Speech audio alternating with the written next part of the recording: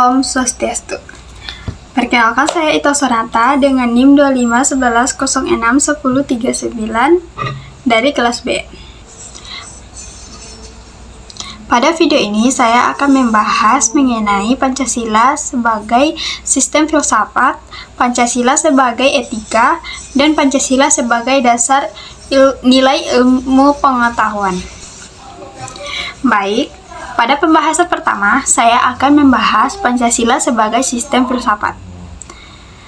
Sebelum memahami mengapa Pancasila disebut sebagai sistem filsafat, kita perlu mengetahui terlebih dahulu apa yang dimaksud dengan filsafat. Menurut Klein dalam buku Pendidikan Pancasila, filsafat adalah cara berpikir yang mendalam, menyeluruh, dan sistematis untuk memahami hakikat suatu hal.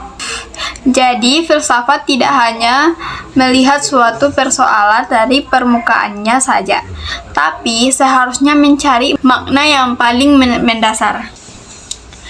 Lalu, mengapa Pancasila disebut sebagai sistem filsafat? Hal ini karena kelima sila dalam Pancasila saling berkaitan dan dibentuk satu kesatuan yang utuh. Artinya, kita tidak dapat memahami satu sila tanpa memperhatikan sila-sila lainnya. Pendapat ini juga diperkuatkan oleh Notonagoro yang menjelaskan bahwa susunan sila-sila Pancasila bersifat hierarkis dan piramidal. Maksudnya, setiap sila memiliki hubungan yang saling mendukung sehingga membentuk satu sistem yang tidak dapat dipisahkan. Selanjutnya, Pancasila memiliki 3 dimensi utama, yaitu ontologis, epistemologis, dan aksiologis.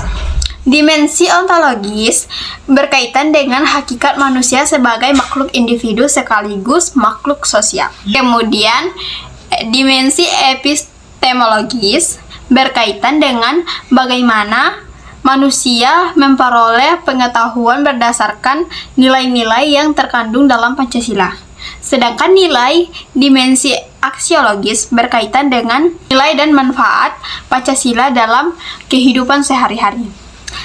Sebagai contoh, etika pemerintah membuat kebijakan untuk memberikan kesempatan pendidikan yang merata kepada seluruh masyarakat. Hal tersebut merupakan salah satu bentuk penerapan nilai Pancasila, khususnya dalam mewujudkan keadilan sosial bagi seluruh rakyat Indonesia. Jadi, dapat disimpulkan bahwa Pancasila sebagai sistem filsafat menjadi dasar cara berpikir bangsa Indonesia dalam menyelesaikan berbagai persoalan kehidupan.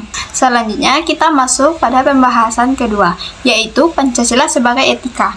Apa yang dimaksud dengan etika?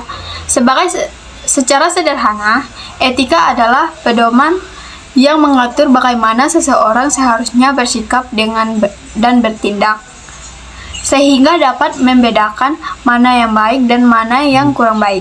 Menurut Klein, Pancasila merupakan sumber nilai moral yang menjadi pedoman bagi masyarakat Indonesia dalam menjalani kehidupan masyarakat, berbangsa, dan bernegara.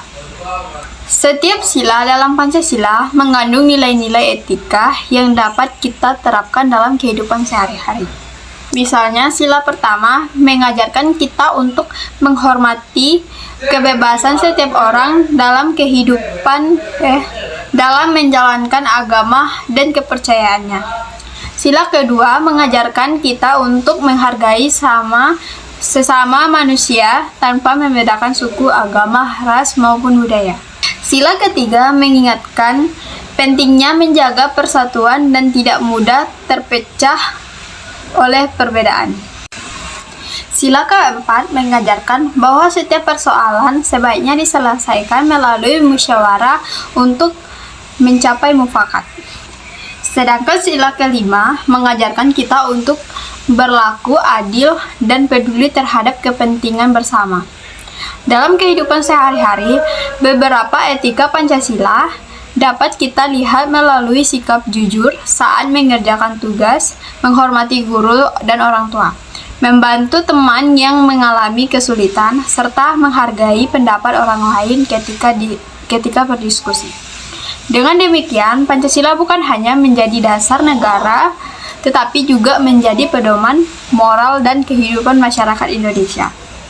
Pembahasan terakhir adalah mengenai Pancasila sebagai dasar nilai ilmu pengetahuan.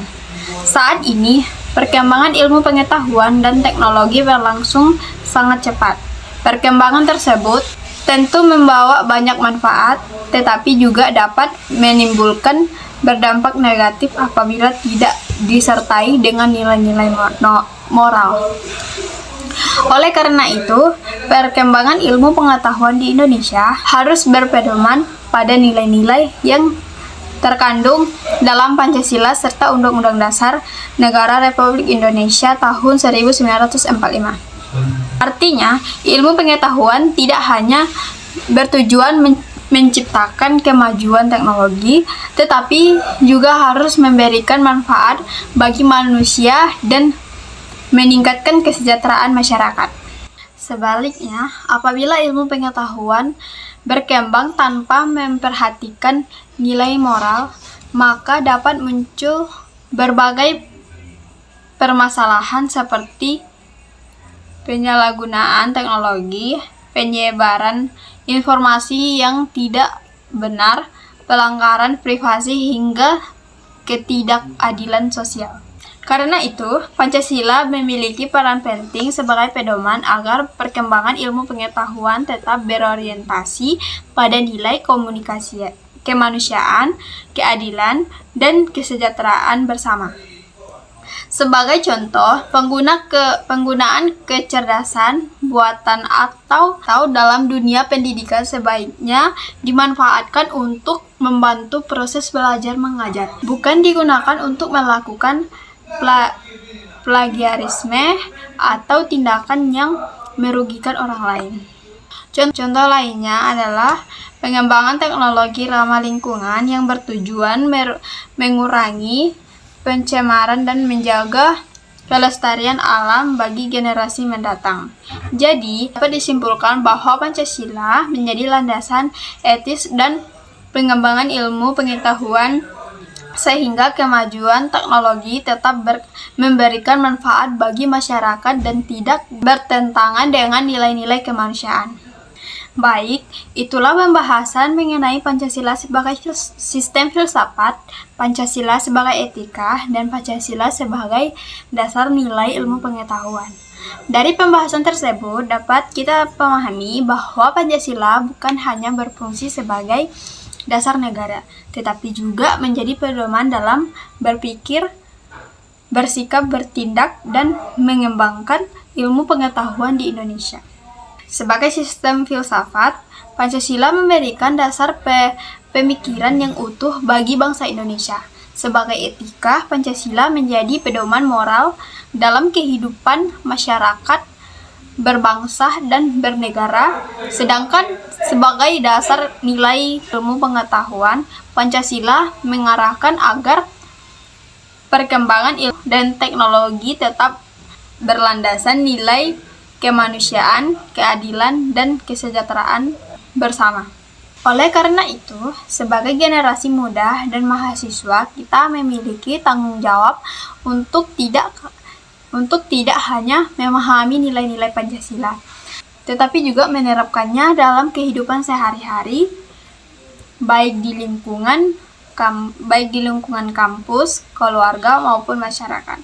Demikian paparan yang dapat saya sampaikan. Semoga penjelasan ini dapat menambah pemahaman kita mengenai pentingnya Pancasila sebagai pedoman dalam kehidupan bangsa dan bernegara. Terima kasih.